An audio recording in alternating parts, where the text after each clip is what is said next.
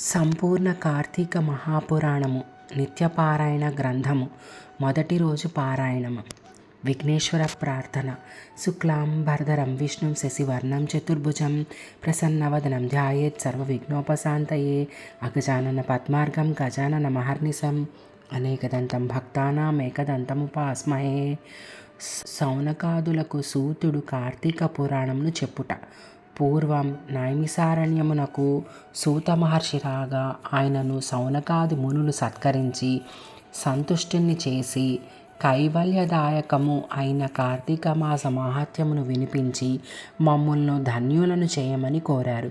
వారి కోరికను మన్నించిన వ్యాస శిష్యుడైన సూత మహర్షి, సౌనకాదులారా, మా గురువుగారైన భగవాన్ వేదవ్యాస మహర్షుల వారు ఈ కార్తీక మాహాత్యాన్ని అష్టాదశ పురాణములలోని స్కాంద పద్మ పురాణములు రెండిటా కూడా వక్కాణించి ఉన్నారు. ఋషిరాజైన శ్రీ వశిష్ఠులు వారిచే రాజర్షి అయిన జనకునకు స్కాంద పురాణములోను, హేలావిలాస బాలామణి అయిన సత్యభామకు లీలామానుష విగ్రహుడైన శ్రీ కృష్ణ పరమాత్మచే పద్మపురాణములోను ఈ కార్తీక మాహాత్మ్యమును సవిస్తరముగా చెప్పబడినది. మన అదృష్టము వలన నేటి నుంచే కార్తీక మాసం ప్రారంభము కావున ప్రతిరోజు నిత్యపారాయణంగా ఈ మాసమంతా కార్తీక పురాణ శ్రవణమును చేసుకుందాము. ముందుగా స్కాంద పురాణంలోని వశిష్ఠ ప్రోక్తమైన కార్తీక మహాత్యాన్ని వినిపిస్తాను, వినండి అంటూ చెప్పసాగారు. జనకుడు వశిష్ఠుని కార్తీక వ్రత ధర్మములు అడుగుట. పూర్వం ఒకసారి సిద్ధాశ్రములో జరుగుతున్న యాగానికి అవసరమైన ద్రవ్యార్థి అయిన వశిష్ఠ మహర్షి జనక మహారాజు ఇంటికి వెళ్ళారు. జనకుని మర్యాదలు అందుకొని తను వచ్చిన విషయాన్ని ప్రస్తావించారు.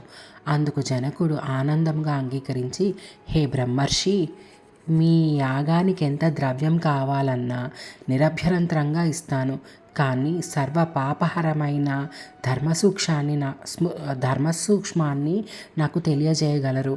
సంవత్సరంలోని సర్వ మాసముల కంటేను కార్తీక మాసం అత్యంత మహిమాన్వితమైందని, సమస్త ధర్మాల కన్నా శ్రేష్టమైనదని చెబుతూ ఉంటారు కదా. ఆ నెలకు అంతటి ప్రాముఖ్యం ఎలా కలిగినది?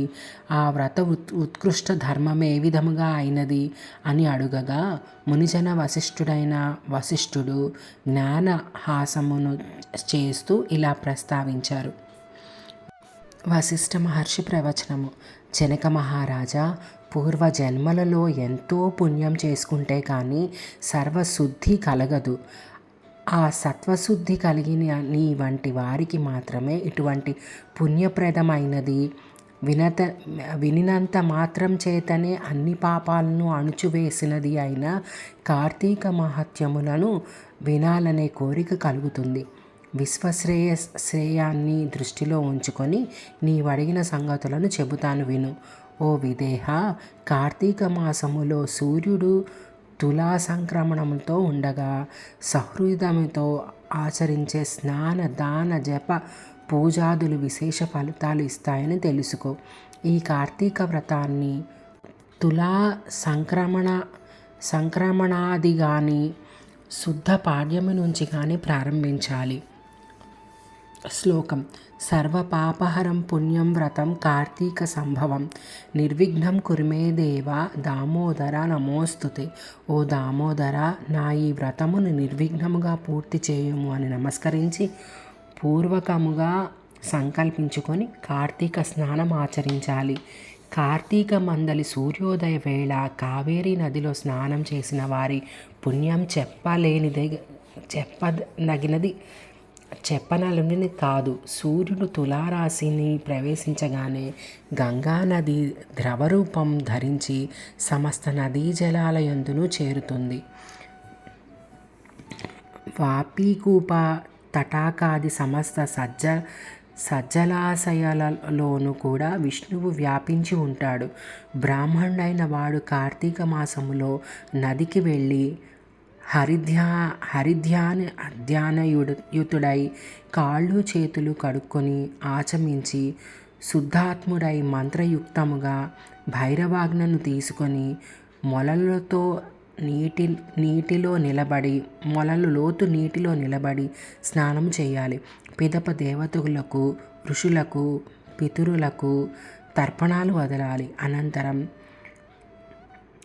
అఘమర్షణ మంత్రజపంతో బొటనవేలి కొనతో నీటిని కెలికి 3 దోసిళ్ల నీళ్లను గట్టు మీద జిమ్మి తీరము చేయాలి.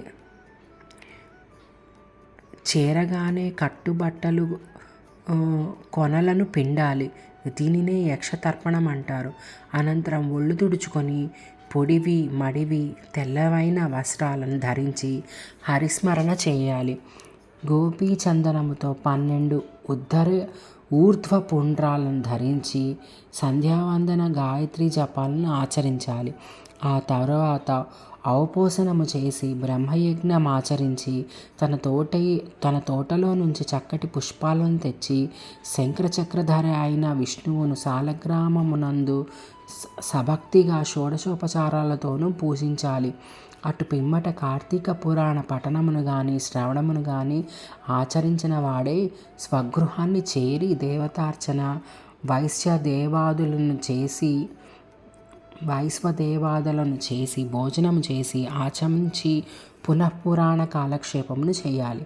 సాయంకాలం కాగానే ఇతర వ్యాపారాలన్నింటినీ విరమించుకొని శివాలయంలో కానీ విష్ణువాలయంలో కానీ యథాశక్తి దీపాలు పెట్టి అక్కడ స్వామిని ఆరాధించి భక్ష్యభోజ్యాదులు నివేదించి శుద్ధ వాక్కులతో హరిని స్తుతించి నమస్కరించుకోవాలి. ఈ కార్తీక మాసం పొడుగునా ఈ విధంగా వ్రతాన్ని చేసిన వారు పునరావృత్తి రహితమైన వైకుంఠాన్ని పొందగలుగుతారు. ప్రస్తుత పూర్వజన్మార్జితులైన పాపాలన్నీ కూడా కార్తీక వ్రతం వలన హరించుకుపోతాయి. వర్ణాశ్రమ లింగ వయోభేద రహితముగా ఈ వ్రతాన్ని ఎవరాచరించినా సరే వాళ్ళు మోక్షార్హులు కావడం నిస్సంశయము. జనకరాజా, తనకు తానుగా ఈ వ్రతాన్ని ఆచరించలేకపోయినా ఇతరులు చేస్తుండగా చూసి అసూయారహితుడై ఆనందించేవానికి ఆ రోజు చేసిన పాపాలన్నీ విష్ణుకృపాగ్నిలో ఆహుతి అయిపోతాయి. ద్వితీయాధ్యాయము కార్తీక సోమవార వ్రతం. వశిష్ఠ ఉవాచ. హే జనక మహారాజా, వినినంత మాత్రము చేతనే మనోవాక్కాయముల ద్వారా చేయబడిన సర్వ పాపాలను హరింపచేసే కార్తీక మహాత్యాన్ని శ్రద్ధగా వినుము సుమా. అందున ఈ నెలలో శివప్రీతిగా సోమవార వ్రతం ఆచరించేవాడు తప్పనిసరిగా కైలాసాన్ని చేరుకుంటారు. కార్తీక మాసంలో వచ్చే ఏ సోమవారం నాడైనా సరే స్నాన జపాదులను ఆచరించిన వాడు 1000 అశ్వమేధాల ఫలాన్ని పొందుతాడు. ఈ సోమవార వ్రత 6 రకాలుగా ఉంది. ఉపవాసము, ఏకభక్తము, నక్తము, అయాచితము, స్నానము, తిలదానము. మొదటిది ఉపవాసము. శక్తిగలవారు కార్తీక సోమవారం నాడు పగలంతా అభోజనము ఉపవాసముతో గడిపి సాయంకాలంన శివాభిషేకం చేసి నక్షత్ర అనంతరము తులసీ తీర్థం మాత్రమే సేవించాలి. రెండవది ఏకభక్తము. సాధ్యం కాని వాళ్ళు ఉదయం స్నాన దాన జపాలను యథావిధిగా చేసుకొని మధ్యాహ్నమున భోజనం చేసి రాత్రి భోజనానికి బదులు శైవ తీర్థమో తులసి తీర్థమో మాత్రమే తీసుకోవాలి. మూడవది నక్తము. పగలంతా ఉపవసించి రాత్రి నక్షత్ర దర్శనం తర్వాత భోజనం కానీ ఉపహారం కానీ స్వీకరించాలి. 4 అయాచితము. భోజనానికై తాము ప్రయత్నించకుండా ఎవరైనా వారికి వారుగా పిలిచి పెడితే మాత్రమే భోజనము చేయడం అయాచితము. 5 స్నానము. పై వాటికి వేటికి శక్తి లేని వాళ్ళు సమంత్రక స్నానం జపాదులు చేసినప్పటికీ చాలును. 6వది తిలదానము. మంత్ర జప విధులు కూడా తెలియని వాళ్ళు కార్తీక సోమవారం నాడు నువ్వులను దానం చేసినా సరిపోతుంది. పైన 6 పద్ధతులలో దేనిని ఆచరించినా కార్తీక సోమవారం వ్రతం చేసినట్లే అవుతుంది. కానీ తెలుసుండి కూడా ఏ ఒక్కదానిని ఆచరించని వాళ్ళు 8 యుగాల పాటు కుంభీపాక రౌరవాది నరకాలని పొందుతారని హర్షవ్యాఖ్యము. ఈ వ్రతాచరము వలన అనాథలు, స్త్రీలు కూడా విష్ణు సాయుధ్యమును పొందుతారు. కార్తీక మాసములో వచ్చే ప్రతి సోమవారం నాడు కూడా పగలు ఉపవసించి రాత్రి నక్షత్ర దర్శనాంతరము మాత్రమే భోజనం చేస్తూ ఆ రోజంతా భగవద్ధ్యానములో గడిపే వాళ్ళు తప్పనిసరిగా శివ సాయుధ్యాన్ని పొందుతారు. సోమవార వ్రతాన్ని చేసేవాళ్ళు నమక చమక సహితంగా శివాభిషేకమును చేయుట ప్రధానమని తెలుసుకోవాలి. ఈ సోమవార వ్రత ఫలాన్ని వివరించే ఒక ఇతిహాసాన్ని చెబుతాను విను. నిష్ఠూరి కథ.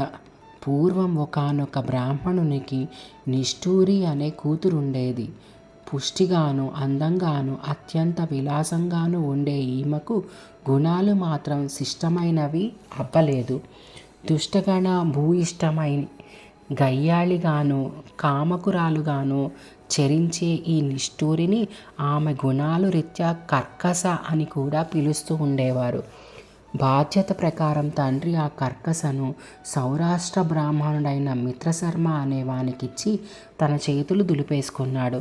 ఆ మిత్రశర్మ చదువుకున్నవాడు, సద్గుణవంతుడు, సదాచారపరుడు, సరసుడు మాత్రమే కాక సహృదయుడు కూడా కావడం వల్ల కర్కసి ఆడినది పాటగా పాడినది పాటగా కొనసాగవచ్చింది.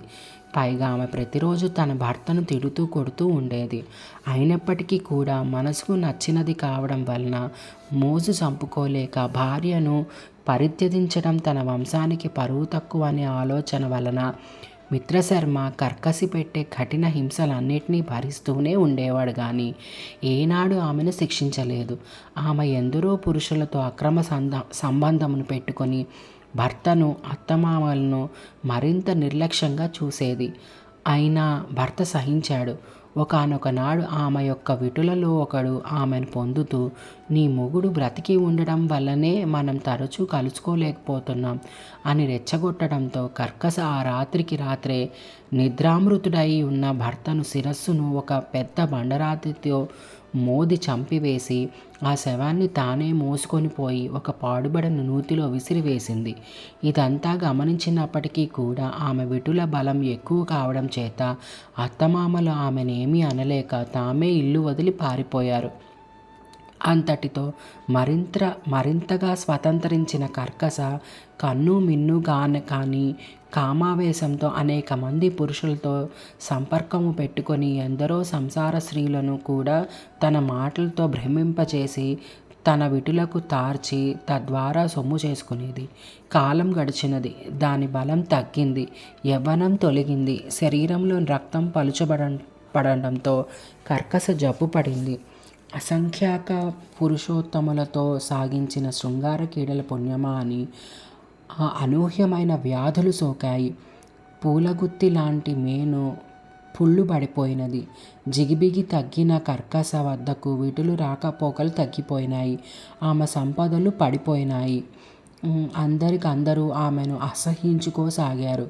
తుదకు అక్రమపతులకే గాని సతులకు నోచుకొని ఆ నిష్ఠూర తినడానికి తిండి, ఉండేందుకింత ఇల్లు, వంటి నిండా కప్పుకునేందుకు వస్త్రము కూడా కరువైనదై సుఖవ్రతాలతో నడివీధిన పడి మరణించినది.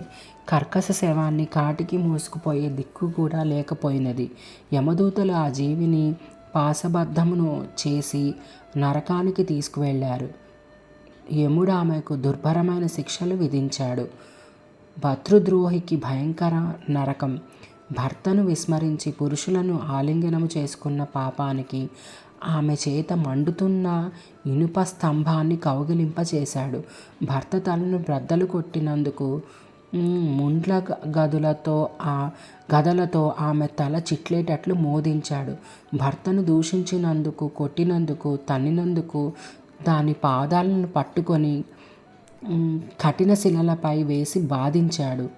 సీసమును గాని చెవులో పోయించాడు. కుంభీపాక నరకానికి పంపాడు. ఆమె పాపాలకు గాను ఆమె ముందరి 10 తరాల వారు, తదుపరి 10 తరాల వారు, ఆమెతో కలిసి మొత్తం 21 తరాల వాళ్ళు కుంభీపాకంలో కుమిలిపోసాగారు. నరకానుభవం తర్వాత ఆమె 15 సార్లు భూమిపై కుక్కగా జన్మించినది. 15వ పర్యాయమున కళింగ దేశంలో కుక్కగా పుట్టి ఒకానొక బ్రాహ్మణ గృహములో ఉంటూ ఉండేది.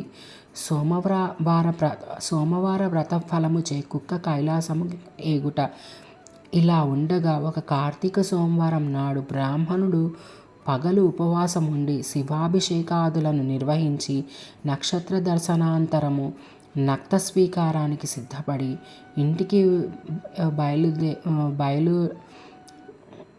ఇంటి బయలులో బలిని విడిచి పెట్టాడు.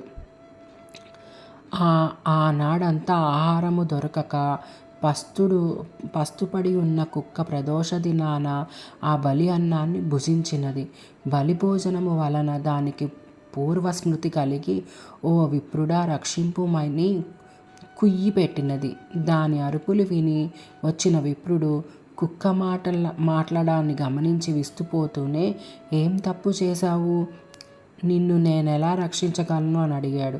అందుకు ఆ కుక్క, ఓ బ్రాహ్మణుడా, పూర్వజన్మలో నేనొక విప్రవనితను. కామముతో కండ్లు మూసుకొని పోయి జారత్వానికి ఒడిగట్టి భర్తృహత్యకు వర్ణ సంకరానికి కారకురాలై నైన పతితను. ఆయా పాపాలకు అనుగుణంగా అనేక కాలం నరకంలో చిత్రహింసను అనుభవించి ఈ భూమిపై ఇప్పటికి 14 సార్లు కుక్కగా పుట్టాను. ఇది 15వసారి. అటువంటిది ఇప్పుడు నాకు హఠాత్తుగా ఈ పునర్జన్మలు ఎందుకు గుర్తుకు వచ్చాయో అర్థం కావటం లేదు. దయచేసి విదిశపరచమని కోరినది. బ్రాహ్మణుడు సర్వాన్ని జ్ఞానదృష్టి చేత తెలుసుకొని, సునకమా, ఈ కార్తీక సోమవారం నాడు ప్రదోష వేళ వరకు పస్తు ఉండి నాచే విడుపబడిన బలిభక్షమును చేయుట వలననే నీకీ పూర్వజన్మ జ్ఞానము కలిగినదని చెప్పాడు. ఆపై నా జాగిలము కరుణామయుడైన ఓ బ్రాహ్మణుడా, నాకు మోక్షం ఎలా సిద్ధించునో ఆనతనీయమని కోరిన మీదట దయాళువైన ఆ భూసురుడు తాను చేసిన అనేక కార్తీక సోమవార వ్రతములలో ఒక సోమవారం నాటి వ్రత ఫలాన్ని ఆ కుక్కకు ధారపోయగా ఆ క్షణమే ఆ కుక్క తన సునక దేహాన్ని పరిత్యజించి దివ్యశ్రీ శరీరిణి అయి ప్రకాశమానహారయై వస్త్ర విభూషితయై పితృదేవతా సమన్వితయై కైలాసమునకు చేరినది. కాబట్టి ఓ జనక మహారాజా, నిస్సంశయంగా నిశ్రేయసదాయి అయిన ఈ కార్తీక సోమవార వ్రతాన్ని నీవు తప్పనిసరిగా ఆచరించు అంటూ వశిష్ఠుడు చెప్పడం ఆపాడు. 2వ సమాప్తః. మొదటి రోజు పారాయణము సమాప్తము. నమస్కారం.